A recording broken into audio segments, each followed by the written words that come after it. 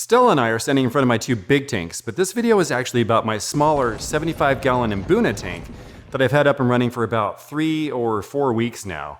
And I'm totally loving that tank and the fish in it, and I'll give you several reasons why you might want to set up an Mbuna tank for yourself, but I'm also going to sprinkle in some of those things about Mbuna that might drive you completely insane. Whoopsies. Here we go.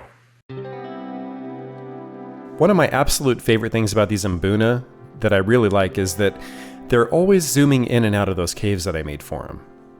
And one thing that I discovered when I was making this video is that it's really hard to catch them going in and out of those caves if they haven't been fed yet, because every time I'm standing in front of the tank, they're expecting me to dump some food in. Feed me now. So this first part I took before I fed them, and stick around to the end of the video because I will be feeding them later and I'll show you that. But this next part that I'm going to switch to now was after I fed them. Did you see that blue guy just dart into a rock over there on the left?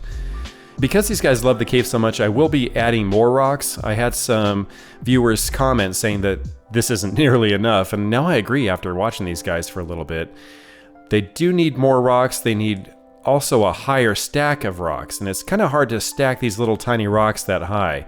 So I'll be swapping these out for some bigger, flatter rocks. If you stack the small ones too high, they'll eventually come crashing down, and they can either smash a fish or crack the bottom of your tank. One thing people use for Mbuna I've seen is Texas Holy Rock, but I really don't like Texas Holy Rock at all. I think it's too pale looking, and all the holes in it, really not my thing actually. So far I'm planning on just switching out the rock that I have now for larger river rock, so pretty much the same thing, just larger and flat so I can still stack it super high. But I've been also looking for other things that might be a little bit more dramatic in the tank. But I'm having a hard time finding things that aren't super jagged or just not what I'm looking for. And if you have any ideas, I'd be really happy to hear them, as long as it's not something sharp and it's not something that's like Texas Holy Rock. I'll be looking through all the suggestions, and then I'll select one to share on next week's video, including your name. Maybe it'll be you. Adding so many rocks to the tank is totally the opposite of my practice with my peacocks and haps, which is the less is more approach. With those guys, you don't want to have very much decor in there at all because they start to defend it, and that can end in a disaster. But with these guys, the caves are more of a good thing because first of all, they just love going in and out of these caves. But when they're being chased, they also need a place to go, so they'll usually just lose their aggressor by slipping into one of these holes. And by the way, I was going to do a video profile on every single fish in this tank, but I'm actually going to save that for a bit so I can get to know them a little better and their behaviors. Spend some time with them and hanging out with them, maybe share a beer and watch some football. And just kidding, I don't drink and football sucks. But then I'll have more to say about how each species is behaving in the tank. You will subscribe. Ding ding. Another thing that I really love about Mbuna compared to peacocks and haps is the different body shape that you get with these guys. It's more of a torpedo shape, longer and thinner. And they have a smaller rounded head for the most part. And with peacocks and haps, you'll find that, especially with peacocks, the head is usually a different color than the body. And it's usually like a blue head and then a different colored body. But with the Mbuna, it seems to be more of a uniform color throughout. So if it's a blue head, it's also a blue body.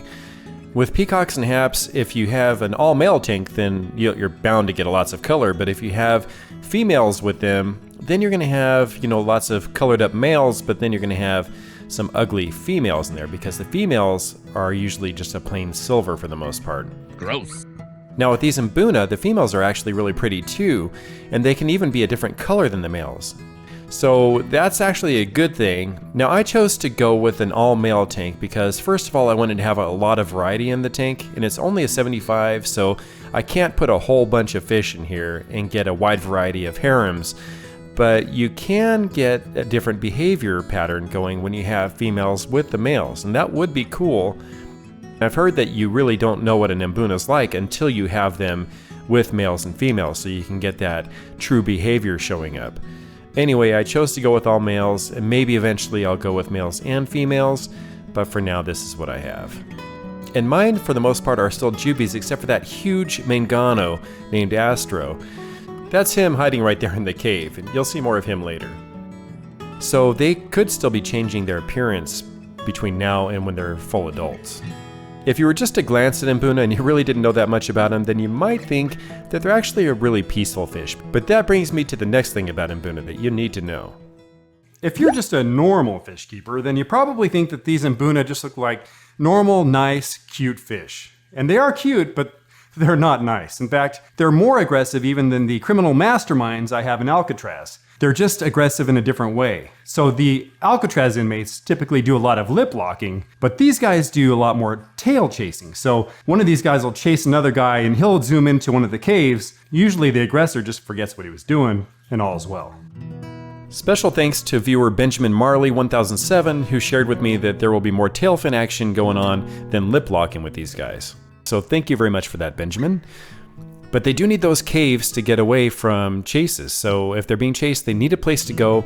Just slipping into one of those holes is the way to do it. And the more caves you have, the better, which is why I'll be adding more rocks.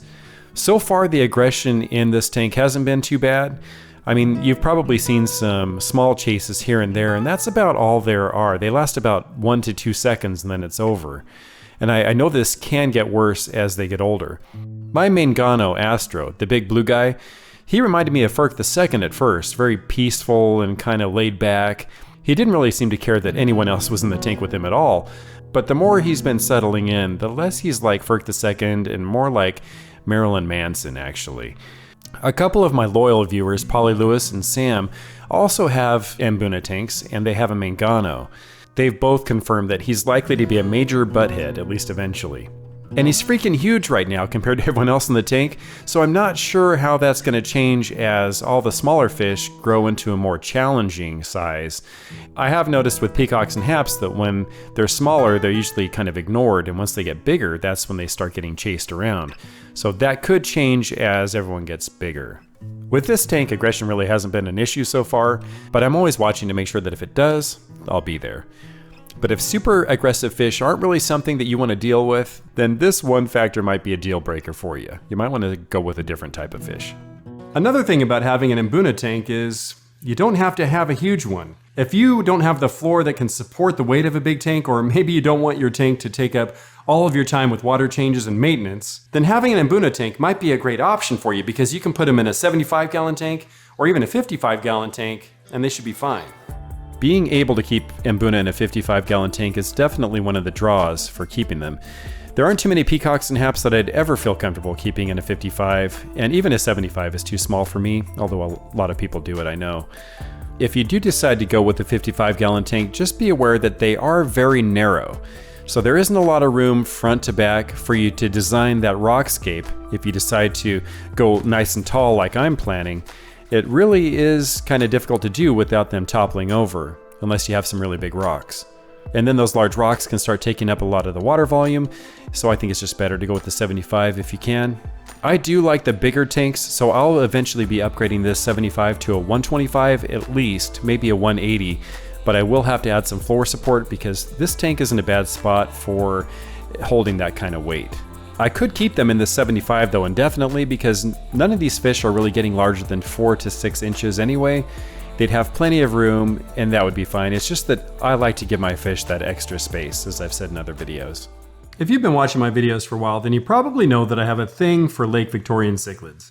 They're just awesome fish. And I have 5 of them in Alcatraz, and I put 1 in here with my Mbuna because they're supposed to like the same kind of layout with the rocks and caves and such. At least that's what I read.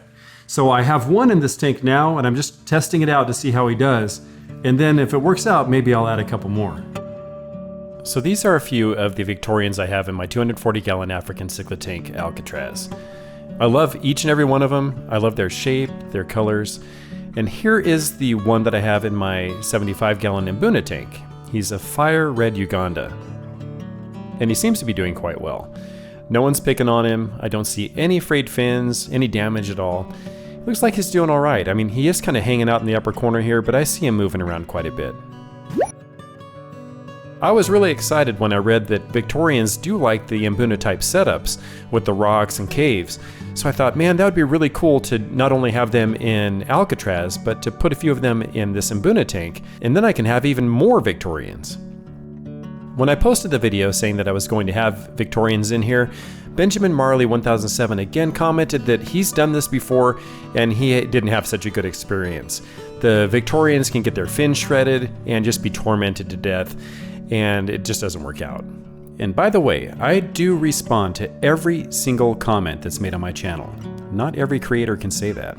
So I'm a little trepidatious about this actually working out in this tank, but I'm going to give it a shot. I'll be watching to make sure he's okay, and like I said, so far he's doing great. And if it works out, maybe I'll add a few more. Maybe he is sleeping with one eye open every night, waiting for one of these nutjob Mbuna to give him the shiv, but it's hard to tell right now. If it doesn't work out, then I can always add this fire red Uganda into Alcatraz with the other Victorians. If I can catch him with all these rocks in here. Now on to possibly the least desirable trait of Mbuna tanks. If you already have an Mbuna tank, then you know what I'm talking about. If you like your tanks to look a certain way, you spend a lot of time and energy decorating them, and you want your sand to stay just like you put it, your rocks to stay just like you put it, your fake plants, whatever you have in there, then these aren't the guys for you. Now, I thought my peacocks and haps were redecorators, but they're nothing compared to these guys. These guys are like redecorators on crack cocaine. They never stop, and the rocks and sand are constantly being moved. Just an hour ago, I took this tank and redecorated it so it looked good for this video, and already it looks completely transformed. My Mangano's going crazy, moving sand around. Wait for it. And there he is, doing his thing. He never stops either. I mean, he has these little breaks in between, but Astro is really crazy about moving sand. And while he's a big sand mover, there are a few others too. Look, there he goes. He likes the center of the tank to have almost no sand. Just rocks and him. No one else. If someone goes into his cave, then he'll have to chase him away. Although I usually don't see any other fish venturing into his cave, for obvious reasons. But if you like your tank to look a certain way, then it really isn't ever going to look like that. I mean, there are certain things you can do to your rocks to make sure that they're going to stay in place, but everything else is fair game. And if you have any suggestions on what I can do to protect the bottom of my tank from touching the rocks, so the glass isn't touching a bare rock, which can cause a crack, then let me know in the comments. I appreciate all the help I can get. I've done some research and I have some ideas, but maybe you have a better option. The sand moving eventually dies down, but that's usually because they've already moved it all to the front of the tank. But you know, even though this is kind of irritating, and the tank doesn't ever look its best, except for that first few minutes after you redecorate it, I really like this aspect about Mbuna. I think it shows so much character, and it's just really fun to watch. And I can always move the sand back down into their holes, and then they can just move it right back again. I can pretend like I'm in control, but I think everyone knows who's holding the cards here.